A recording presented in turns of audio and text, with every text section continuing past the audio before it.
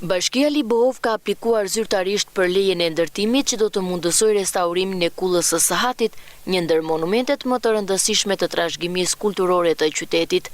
Pas miratimit të lejes pritet që punimet të nisin së shpejti, me synimin për ta rikthyer objektin në gjendjen e tij origjinale dhe për ta bërë më të aksesueshëm për vizitorët.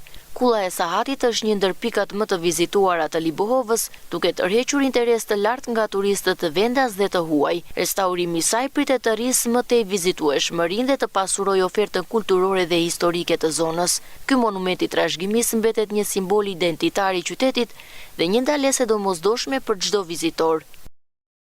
Aktualisht është aplikuar për leje ndërtimi për restaurimin e kullës së Sahatit, është aplikuar në Ministrinë Përkatëse. Presim zbardhjen e lejes për të filluar punimet, domethënë për restaurimin e kullës së Sahatit. Kulla e Sahatit është monument kulture, ka një numër fluks turistësh të cilët e vizitojnë. Më tej pasi të zbardhet leja, domethënë, do filloj menjëherë restaurimi i kullës së Sahatit.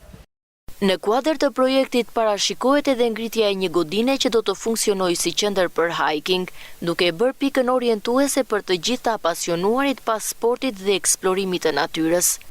Aktualisht jemi duke shënuar dhe shtigjet për hiking, pasi në projekt e kulla e Sahatit është edhe një godinë e cila do të funksionojë si qendër për hiking. Ka goxha interes, pasi neve kemi goxha terren malor, edhe ka lëvizje domethënë për hiking, ku nis nga kulla e Sahatit, në Labov, në Stegopull, del në Andigone, dhe këtë në zona tjetër pastaj ku ngjitesh lart për në Poliçan, në Sheper, gjithë zagorim të lartë.